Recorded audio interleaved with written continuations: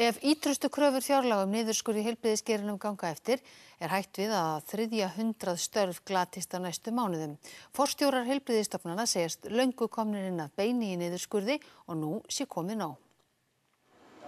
Ljóst að þær miklu niðurskurðarkröfur í heilbrigðisgeiranum sem framkoma í fjárlögum fyrir árið 2012 munu hafa víðtæk áhrif á heilbrigðisstofnanir allt land. Stofnanirnar hafa þegar verið skornar niður 10% á undanförnum árum.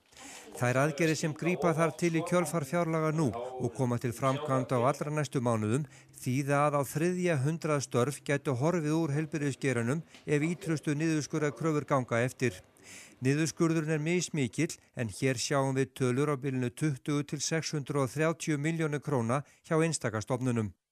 Vonir standa til að fækkun starfa náist að miklu leyti í gegnum starfsmannaveltu.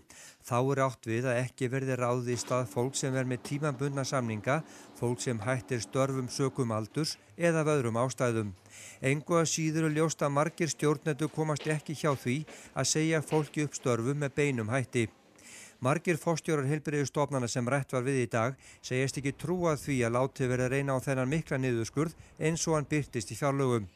Þegar hafi verið gengið eins langt og hægt sé og frekari niðurskurðu geti haft í för með sér óbætanlegt tjón. Því fara nú fram viðræður við heilbrigðisyfirvöld þar sem ýmist hreinlega reynt að ná fram leiðréttingu eða að finna viðunandi leið til að sníða reksturinn að niðurskurðarkröfum næstu mánaða.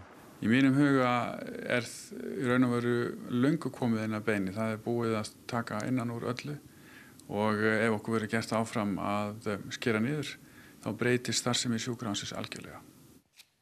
Rannsóknir á